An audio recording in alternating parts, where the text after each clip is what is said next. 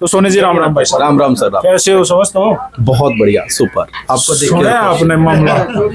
हाँ, मैं सुन रहा था। सीसर वाले को भी सुनया और ताऊ को सुनया। हाँ। बाहर में ख्याल सुनने लग रहे थे वहाँ के भी। हाँ, मैं देख रहा था उधर से भी। कोई तो कसूता है, मोदी का पाव है, नो वो नाटक का क्या है चाहिए भी नहीं देश हित के लिए। अभी मेनू भाई पड़ोसी नु कहें चाय पियेंगे आप? Thank you. चुनावी माहौल है, इसमें कोई दुराई नहीं। आप बैठिए ना, मैं सुनने लग रहा हूँ, आप बोलो। चुनावी माहौल है और जनता को अब डिसीजन लेने का समय भी आ गया है। उसको बहुत सोच समझ के निर्णय लेना पड़ेगा कि वो अपने भविष्य को बनाएंगे या भविष्य को बिगाड़ेंगे। अब जनता चुनाव करेगी, 100% करेगी और मूड बना भी चुकी है जनता, जरूर बना। सोनी जी, लोग अजीब सी सोच के भी मिले हैं मैंने। कई लोग मुझे ऐसे भी मिले हैं जो उनको मैं हैं नरेंद्र मोदी की वोट करूंगा पर दीपेंद्र बड़ी आदमी है। तो सुनिए यह बात, नरेंद्र मोदी को वोट करूंगा पर दीपेंद्र बड़ी आदमी है। कई लोगों है दीपेंद्र को वोट करूंगा पर मोदी जीतना चाहिए। आप इसको कैसे तोलोगे? मतलब दोनों बड़ी आदमी, बताए दोनों की जरूरत है लोगों ने। देखो जी, मैं तो एक बात जानता हूँ, अब ये डिसीजन लेने का समय है, निर्णय लेने का समय है। ये कौन अच्छा कौन बुरा, उससे पहले ये देखना पड़ेगा कि कौन हमारे लिए बढ़िया काम कर सकता है। देश हित में कौन है? देश हित में कौन है? ये फलाना आदमी है, ये हमारी कम्युनिटी से है, ये ब्राह्मण है, ये सुनार है, ये लोहार है, इनसे नहीं, इनसे ऊपर उठ करके निर्णय लेना पड़ेगा। किसी की बाजू पकड़ के खींचने से मतलब नहीं, या भाई इतना ठंड आया, वो ठंड आ रही, जाओ काम ना करो, उसका भी कोई फायदा नहीं।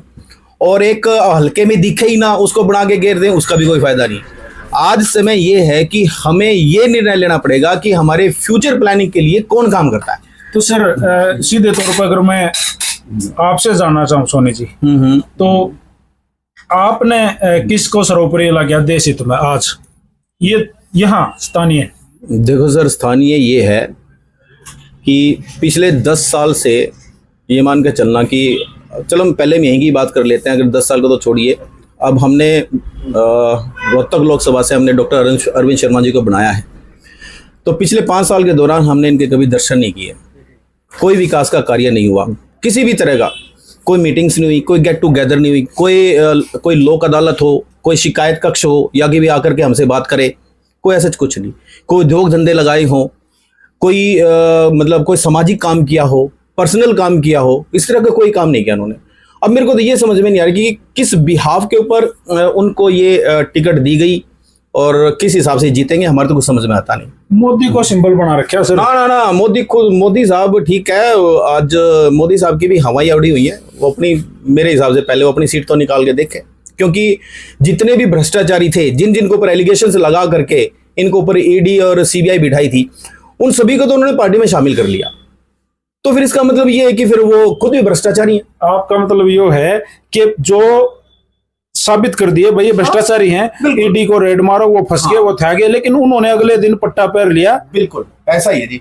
अभी देखो ना, आजकल एक आप लोगों के माध्यम से ही मैं पता चला है कि एक बंदे को जिसने कि सैकड़ों लड़कियों के साथ रेप किया और उसी को टिकट दे दी। तो इसका मतलब ये भी कहेंगे कि महिलाओं के प्रति भाजपा की सोच भी ज्यादा बढ़िया नहीं है। मैं तो मानता नहीं कि भाजपा के हाथों में देश सुरक्षित है, मैं नहीं मानता किसी भी सूरत में। अब बदलाव चाहिए और भगत बन के नहीं, यहाँ पे देश हित के लिए काम करना पड़ेगा, अदरवाइज कोई फायदा नहीं, चाहे वो किसी भी बिरादरी से ही क्यों ना हो। अब समय आ गया कि मतलब बिरादरी लेवल से ऊपर उठ करके काम करना पड़ेगा। जात पात बाहर आना पड़ेगा। हाँ बिल्कुल, चाहे ऐसा है। जातिवाद जो चीज है, किसी भी पार्टी के लिए, किसी समाज के लिए एक जहर का काम करता है। इससे ऊपर उठ करके काम करना पड़ेगा आपको। बिल्कुल, वो हितकारी है नहीं। क्योंकि हुड्डा साहब ने भी जब ये सरकार में थे 10 साल तक, सत्ता का नशा ऐसा ही हो गया था। इन्होंने भी ये कहा कि भाई मैं जाट पहले हूं, मुख्यमंत्री बाद में हूं।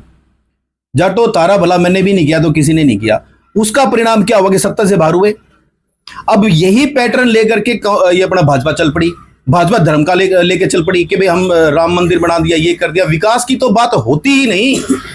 कोई जात पर राजनीति करना कर रहा है, कोई धर्म की कर रहा है। विकास की बात करें, सुरक्षा की बात करें, बहन बेटियों की इज्जत की बात करें, नौकरी की बात करें, नौकरी तो टोटली खत्म हो चुकी है। पत्रकार महोदय, किस बेस के ऊपर हम दें? मेरे को ये तो बताओ कि किस बेस के ऊपर सरकार को बनाए हम। लेकिन ये तो एक ईसा नारा देने लग रहे हैं, जिसको ये कहने लग रहे हैं खर्ची पर्ची का ये जो था ना सिस्टम है, धोले कुड़ताले हमने खत्म कर दिए। देखिए पत्रकार महोदय, मैंने कांग्रेस को कभी वोट नहीं दी, मैं आपको बता रहा हूं, मगर लोगों की ओपिनियन ये है कि जो काम कांग्रेस में बहुत आसानी से हो जाता था ना, वो यहाँ पे अब काम है ना, पैसे दे करके भी काम नहीं होते लोगों के, बिल्कुल ही नहीं होते। सारा ही तो, अगर आपको एक प्रॉपर्टी की आईडी भी चेंज करानी हो ना, आपकी जुत्ती घिस जाएंगी, आपकी आईडी चेंज को नहीं हो, सारा ही तो ऑनलाइन करके पोर्टल, इनके पोर्टल ही काम करते।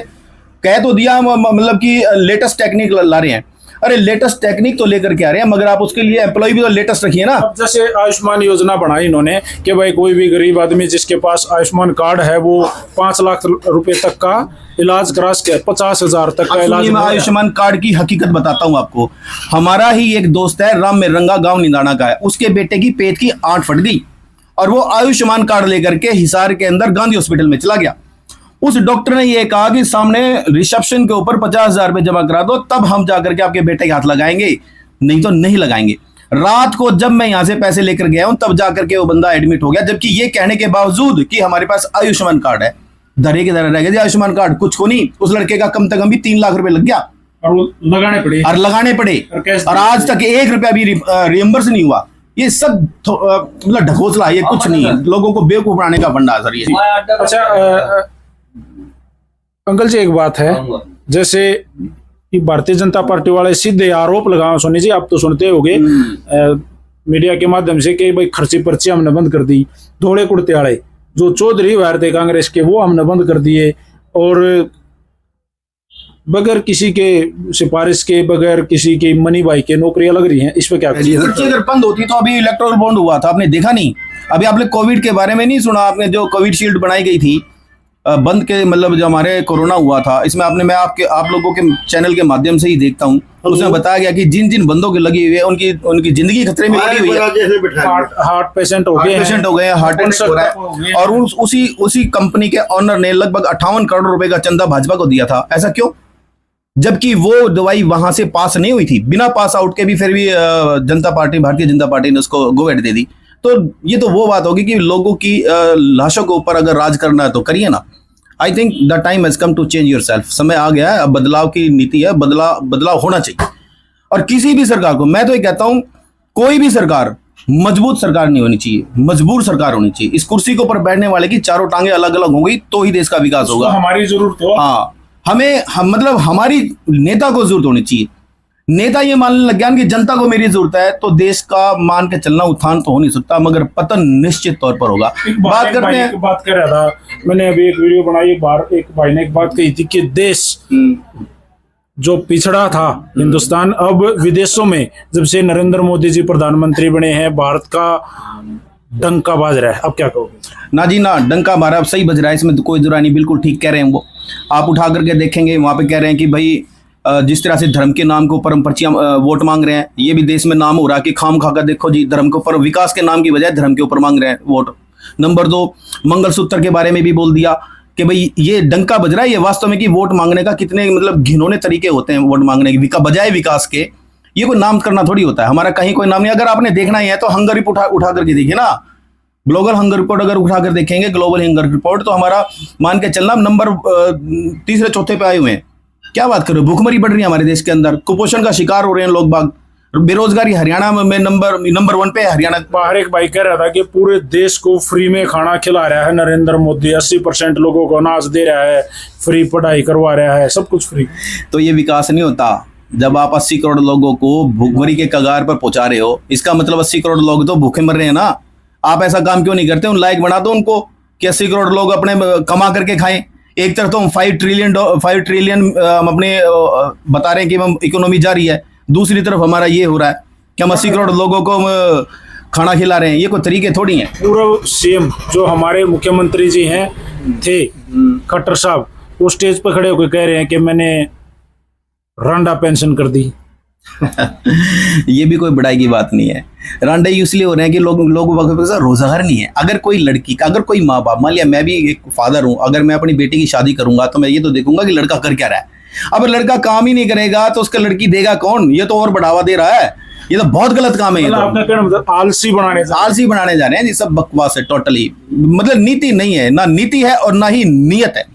एक बात बताऊं, जब धर्म की राजनीति करने लग जाए ना, इसका मतलब ये है कि आपके पास किसी तरह का कोई काम ही नहीं रहा। जब धर्म के नाम के ऊपर आप चाहे कमाई करने लग जाओ या आप चाहे वोट मांगने लग जाओ, इसका मतलब ये हो गया आपके पास मुद्दे है ही नहीं। और स्थानीय नेता के पास तो बिल्कुल ही नहीं है, कुछ भी नहीं है, नथिंग, जीरो। देश के युवाओं को आगे आकर के ये देखना पड़ेगा कि हमारे काम कौन आ सकता है, देश के लिए, खुद के लिए भी नहीं। और एक स्थानीय नेता जो आज लोकसभा से यहाँ से सीट जीतना चाह रहे हैं, कुछ दिन पहले तो भारतीय जनता पार्टी को सबसे बड़ी चोर पार्टी कर रही थी। बस सर मैं बता तो रहा हूँ, ये मतलब जिसको चोर कह देते हैं, बाद में फिर इसी को ले लेते हैं और फिर वॉशिंग मशीन में से साफ सुथरा होकर के लिपस्टिक पाउडर क्रीम लगा करके आगे कर देते हैं और चलो जी। भारतीय जनता पार्टी वही पार्टी है जो नवीन जिंदल को यह कहा करती थी कोयले घोटाले में तुम उसका नाम है प्रमुख रूप से आरोपी था, अब उसी को वहां से टिकट दे करके आगे कर दिया, तो क्या वो चोरी का दाग हट गया? क्या बात करते हो सर, ये तो बिल्कुल टोटली 100% गलत है। केजरीवाल को डाल दिया जेल के अंदर, ये कोई बात हुई? 3 मुख्यमंत्री, ये चीज बहुत गलत है। और वास्तव में जो जनता कह रही है ना, जो पत्रकार महोदय भी कह रहे हैं, हमारे जैसे आप जैसे साथियों से पता चलता है, हम सुनते भी हैं, देखते भी। टीवी देखना तो बेवकूफ़ी है, मैं तो कहता हूँ टीवी देखो ही मत कोई भी। जिसने भी देखना यूट्यूब चैनल चलाओ और वहाँ पे आपको बिल्कुल ओरिजिनल न्यूज़ मिलेगी, फेक न्यूज़ नहीं मिलेगी। टीवी फेक न्यूज़ परोसता है। आज की डेट में ये मान के चलना, मैं कहूँगा कि भाजपा ग्राफ ऐसे जा रहा है बहुत अच्छे तरीके से, और दूसरी जो भी हमारा अलायंस है लोगों का, वो ऊपर की तरफ जा रहा है। ये बदलाव की नीति है और बदलेगा, क्योंकि कब तक शोषण होएगा भाई? समय तो आया है, अति तो हर एक चीज़ की माड़ी होती है, अब अति की तो है। रोजगार, मजे की बात यह है कि हमारे नौजवान साथियों के पास रोजगार नहीं है, और जब रोजगार नहीं होगा ना पत्रकार महोदय, क्राइम बढ़ेगा, ध्यान रखना इस बात का। वो तो बढ़ रहा है। हाँ, महल के अंदर भी ना, घर के अंदर घुस करके एक गृहिणी के हाथ काट करके उसके कंगन निकाल करके लेके जाना मायने रखता है ये। और अब तक हाथ खाली है यार, अब तक हाथ खाली है। चोरी होगी, उसके बाद 2 मोटरसाइकिल उठ गई हैं, उसके बाद फिर ग्राहगिरी को पीट दिया। मैं खुद, मेरे ऊपर पहले भी कभी गोलियां चली थी और शूट आउट अब हुआ था। हाँ, यहाँ पे 2 अभी बंदे मारे गए। क्या है सर, आप मुझे बताइए ना कि सरकार किस उसमें सफल है, किसी भी काम में सफल हो, बता दो मेरे को। मेरा एक लास्ट क्वेश्चन है सोनी जी आपसे पर्सनली, मैंने ताऊ से भी पूछा था। एक और प्रत्याशी जननायक जनता पार्टी ने खड़ा कर दिया लोकसभा सीट के लिए, कितना असर? ना सर, मेरे हिसाब से ऐसा कुछ नहीं है, चाहे ना सर, बिल्कुल नहीं। क्योंकि जो हमारे जननायक पार्टी जो है, अभी लोगों की कसौटी पे खरी नहीं उतरी है। किसानों के साथ अटैच होकर के नहीं चली है ये। किसान भाई से बहुत ज्यादा नाराज है और मुझे तो लगता नहीं कि इसका कोई अस्तित्व आएगा, या अभी तो है नहीं, आगे चल करके क्या हो कुछ कह नहीं सकता जी। नमस्कार जी। नमस्कार सर। रुको, इस वीडियो को स्किप मत करो, कंटिन्यू देखते रहो। अगर आप भी स्मार्टफोन से घर बैठ के पैसा कमाना चाहते हैं, मेरी तरह जैसे मैं कमा रही हूँ, आप भी कमा सकते हैं। पीसीएल रोहतक ऑफिस जो सभी के लिए ऐसी नौकरी लेके आया घर बैठे पैसे कमाने के लिए। डिस्क्रिप्शन में लिंक दिया गया है, आप ऑफिस भी विजिट कर सकते हैं। स्क्रीन पे दिए गए नंबर पर आप कॉल कर सकते हैं।